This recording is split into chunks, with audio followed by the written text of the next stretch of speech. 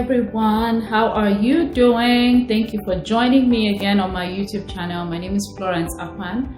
I'm the founder and lead consultant at InfoPlace Canada, and it's nice to have you here. Thank you for everyone who have subscribed to this channel, and if you're new, please continue to subscribe, continue to share, as there's lots of great things coming, especially in this month of April here on this channel. So today it's a little bit, I would call it relaxed. That's what I want it to be. I just want us to chat a little bit about what has been happening with immigration. I have actually not really spoken about it per se in terms of putting out a word about it. I've had various live events with my colleagues where we've talked about this.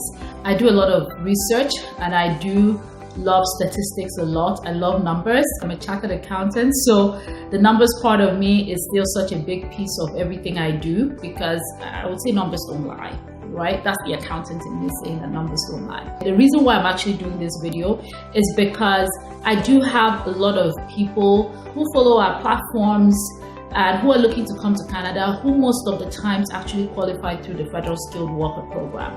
And with what happened last year to what is happening this year, there's a lot of uncertainty and a lot of scare to a lot of people, and I just want to talk about it and also bring you some information that might help you understand what is happening, but also get to understand what may be coming as well.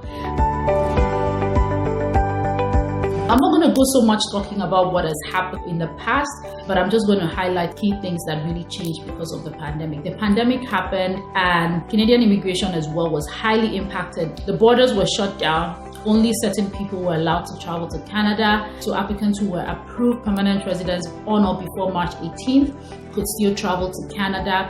Outside of that, anyone approved outside of that timeline was not allowed to travel to Canada.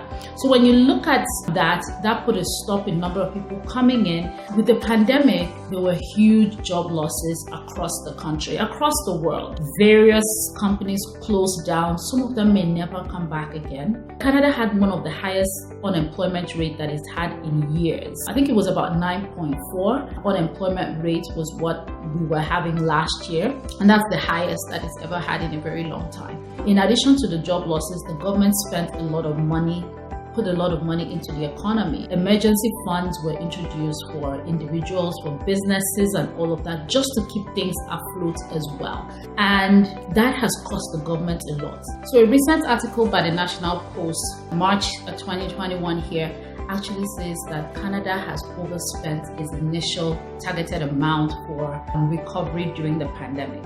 So the government official had costed it to be $6.3 billion, but it has almost doubled it to $11.1 billion as at March 2021. So that is the amount of money that the government has actually spent so far. So now with all of these things that I've told you that has happened in the last 1 year, the next thing would be, okay, what is the government doing, to make this better? What is the government doing for Canadians? Are things really opening up? Well, we have a little bit of good news, because the unemployment rate actually dropped for the first time since March of 2020 to 8 point something. It was 9 point something, but it has dropped. So that is a good sign that things are beginning to open again. Now, as all of this was happening, the next thing we heard was the third wave.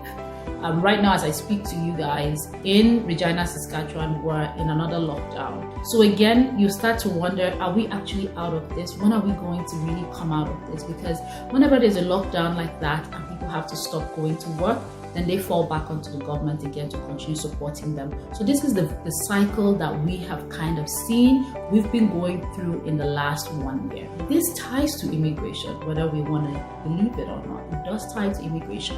Now, one of the things that the government has continued to do is leave the doors open to those immigration pathways that actually bring revenue into the economy. What are those immigration pathways? One of it, we all know, is students. International students bring $22 billion into this economy and hire almost 170,000 people. Now, what the government has done in the last 1 year are things that have never been done before in Canadian immigration. To allow international students study complete their full year of study if they fit in the timeline out of country and still qualify for postgraduate work permits, amazing. They've also allowed international students since October 2020. International students started coming into the country despite all the travel restrictions and all of that. They were exempt and could actually fly down to Canada to start their study. So all of these things the government also did last year. These are for people who are trying to come in country. There's been a lot of challenges as well. So things like work permits, got extended. So before I start talking about that, let's see, okay, what is going to happen with all of the things that have happened so far? What can we expect in this 2021, and how is this going to impact the federal skills stream, which is what you're all listening for? To see what we can expect this year, I think the first place I want to start is actually with the tweet that the Minister of Immigration actually tweeted out. I'm going to pop that tweet on here. And basically what he said was that most of the immigration quotas for 2021 will be met by applicants that are already in country. What? 401,000 people in country? Where are those people going to come from? Well, I have some statistics for you. I have some numbers for you so that we can see if this is actually possible, right? So when he says that it's going to be met by the people in country, who are those people? We're talking about mainly temporary foreign workers that are already in country working, right, on temporary status. International students as well who already have some work experience in country, graduate, working. Those are the people that we're talking about. So let's look at some statistics here and see. I mean, what I could find was some of them were of like 2019, but it would still give us some insight into what may be happening right now. So let's start with international students. Do you know that in 2019, there were 624,000 international students in Canada? Let that number sink in a bit. 624,000 international students in Canada. What does that mean? That made us number 3 in the world, top destination for international students.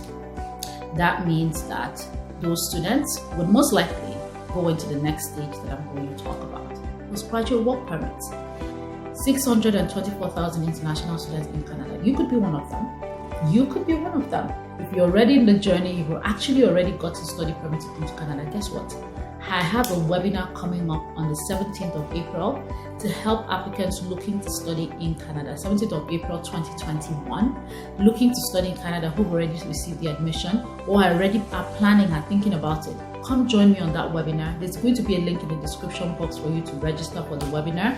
It's going to be a highly packed information session on study permits to Canada, how you can successfully package a strong and convincing application. You don't want to miss it. I couldn't find the number of how many of those students will be graduating each year, right? Because that is going to tell us how many technically will go on to getting a postgraduate work permit to get that Canadian experience to then qualify for the Canadian experience stream that has been invited. So the government said the focus is going to be on in-country applicants. And so far, they've been doing that this year. In February, we saw that the government invited 27,000 Canadian experience class. Canadian experience class applicants are those applicants who have had at least 1 year work experience in Canada to qualify for that category. The score was as low as 75. In the history of express entry, there's been nothing like that. Very low. And they've continued since the last time there was a non-program specific draw was in December of 2020. Up till today, April, there has been no all programs draw. It's been program specific for Canadian experience class and provincial nomination category. So is the government keeping to what the minister said? Yeah, it looks like they are. And can they actually meet those numbers? That's what we're going to be looking at now, because there are 624,000 international students in Canada. These students will go on to become those postgraduate work permit holders. And do you know how many of them were in Canada? As of 2019, there were 98,502 postgraduate work permit holders in Canada. with those postgraduate work permit holders, this was 2019, and of course, people are graduating every year. As you graduate from your post-secondary institution, you're qualifying for your postgraduate work permit, working for a year, turning around and qualifying for Canadian Experience class and all of that. So 98,000 as at 2019. So if the 98,000 as at 2019 got their 1 year experience in 2020, that means there's potentially 98,000 people who could be invited through the Canadian Experience class. And this is just for postgraduate work permit holders. I am not even speaking about the other temporary workers that are in Canada on other types of work permits, open work permit, IEC work permit, the different types of work permits that would still meet the Canadian Experience class criteria. So this is just one category of that, and there's that number. Now, in addition to the postgraduate work permit, the most recent statistics that I could see on the total number of temporary foreign work permit holders in Canada, this is not being specific to just postgraduate work permit or open work permit or spousal work permit. This is just the people that qualify for a work permit in Canada. That number as of 2018 was 429,300 people in Canada on temporary status. So when you look at these numbers flying around that I've just mentioned, it gives you a little bit of insight as to why Canada is still able to actually have draws of 5,000 and still have enough CAC candidates, and the scores are not even in the 300s. So after the 27,000 draw, they had the 5,000 draw, and then there was another 5,000 draw, the last draw that we had, which was 432 cut off, still another 5,000 people. So after that 27,000 draw, there has been another 10,000 people that have been invited out of the Express Entry pool. Now it makes you wonder, is this a new trend? Is this what's going to happen? So yes, why are you driving at what's going to happen with federal skill? That's really what we want to hear. Now it is very important that you understand how all of this plays. With federal skilled candidates, most of the times when federal skilled worker candidates are coming, economic needs are coming to fill labor shortages, labor demands in the country. Now remember the unemployment rate I told you about? It is really high. It has not dropped. The government has spent billions of dollars into keeping the economy afloat. And if the government is going to let people in, there have to be jobs waiting for those immigrants who are coming. So if you're a federal skilled worker and you're looking to come to Canada, the government is thinking about you too, because if there are no jobs when you arrive, then it's not going to be that Canadian dream that you've been thinking about. You know that doesn't matter to a lot of people. Some people just want in here. It doesn't matter. They just want to be in here. But with immigration and all of these things, one thing that I want you all to remember and know is that immigration is political, whether we like it or not, because it is political in the sense that it is there to drive the economy. It is an economic strategy that the government is also using to drive the economy. And I'll tell you why too as we speak, as we go on. In addition to it being an economic strategy, the government too is also looking at those unemployment numbers. Because look at why there's been a pause in the number of immigrants that are coming in right now. This is just my own analysis of these numbers and looking at it critically and thinking logically about what could be driving the certain decisions that the government are doing. And honestly, leave me a comment in the comment section. Let's have some discussion around this. So I'm like, I think the government is looking at it and saying, you know what, we don't want more people coming in, and then our unemployment rate even increases some more. Because there was actually some statistics that was released during the pandemic stating that immigrants were highly impacted by the pandemic. With all of the things that have happened, right now is thinking about, you know what is going to happen with federal skilled worker? With all of this, wow, these numbers are huge. Canada could actually just decide to just focus in country. Is this true? I don't want to believe that, because the federal skilled worker program is one of the oldest immigration programs in Canada. It has always been there before the Express Entry system and even before Canadian Experience class was actually introduced. So let's think about what the benefits of this program has been. It has actually been to fill labor needs in Canada. Prior to the Express Entry system, What happened with the federal skilled worker program was it was treated more like the provincial programs, where it was actually used for occupations that are actually in demand. It wasn't just a general draw where as long as you meet a cutoff, you receive an invitation to apply. It was actually very specific in nature. They were listing of occupations that are in demand, and if yours was listed on there, then you would be able to apply straight up for your permanent residence application. There wasn't a draw that was happening, a cutoff that you had to meet. You just had to meet the requirements for it and apply. So there was always a list for it. Now Express Entry came and that was totally eliminated as well. So when you think about it, federal skilled worker may not be a priority of the government right now. I don't think that this stream of immigration pathway would be eliminated just in the near future and with the future targets and plans that the government actually has. If you check on our blog, I have a full article on there of what has happened in Q1 and what the targets are for the future and things like that. So when you look at that, there could be room there for federal skilled worker to still be invited, to still have the opportunity to immigrate to Canada. Now, could it change? Could it be different if the pandemic has now opened the government's eyes to actually see how many people they already have in country that actually qualifies for permanent residence? Yeah, it could change. The way it's administered could change. It could probably go towards looking more like it used to before, looking more like a provincial program where they were inviting just the skills that they needed.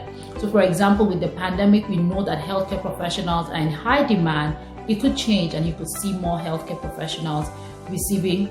They could say, okay, we're having a draw and we're just inviting all healthcare professionals that are 400 and above. Anything is possible. Now, I'm not saying that. I don't know that this would happen, but this is just me trying to let you know that it would not be eliminated just yet. I don't think so. Not just yet, but it might be modified. There could be changes. It could still remain low priority until travel restrictions are lifted and doors are opened a little bit more for people to actually be able to come into Canada. But right now, I would say that the government will actually continue to focus on in-country.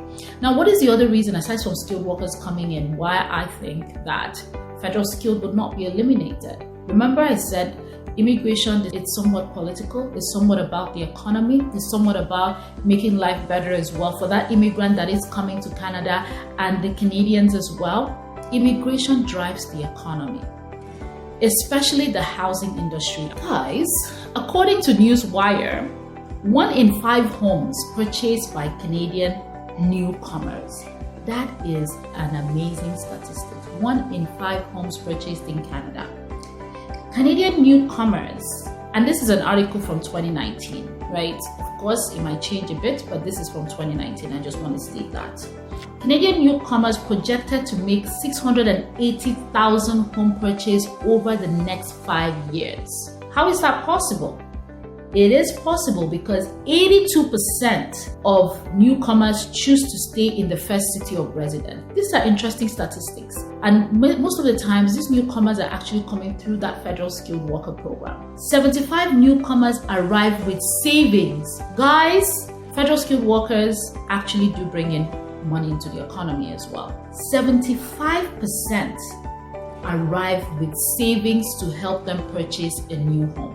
And do you know what that would do to the housing industry in Canada and all of that? We have to remember that the reason why there's a push for immigration is because the Canadian population growth is slow. If we leave it just to Canadians inside here, the population growth is slow to meet the demand. The aging demographic is so much more, and the government is working to beat that. According to Canada's Department of Finance, in less than 20 years, the number of working age Canadians 15 to 64 for every senior age 65 and over is expected to fall from 5 to 2.5. It is one of the largest projected decreases among organizations for economic cooperation and development, countries like Australia, Germany, Mexico, Japan, and the United States. This is why there's the push to meet those immigration targets. So while the country would be able to meet some of those in here, aside from specific labor needs, federal skilled worker would still be relevant. The biggest challenge right now is the slowdown in the economy, the pandemic, the travel restriction. But the whole idea of me doing this, speaking to you about this, walking you through all of this, is to let you understand all of the different pieces of things that the government will be looking at. And now, I don't think I probably captured all of it. We've talked about the streams that are having the highest priority, being allowed into Canada, international students. So study is one of the ways to come, and provincial programs are still open for applicants to come. There are entrepreneurship programs as well, investor programs that you could actually explore to come to Canada if you can afford it. That stream of immigration is actually one that is also going to be very, very beneficial to the government as well as the economy recovers, because immigrants create jobs. But what I would like to end with here is don't give up, look for options. If you're not sure what is your best strategy right now, speak with someone, speak with a licensed consultant who can assist you. If you would like to book a session with me, I'll be happy to help you as well. We'll dig down, I'll look at your case, and then I'll be able to advise on what your strategy should be at this time. And also, get yourself ready. All it takes is one change in policy and something works in your favor, and you'll be able to apply for permanent residence in Canada or be able to come study, or one of the above. Think about making sure that you have your IELTS, you have your educational credential assessment done. Those two things are required for most immigration applications, and if you don't have it, then you become stranded and you limit yourself and you limit your opportunity. I hope you found this video helpful. I hope that I've been able to at least alleviate some fears that you may have.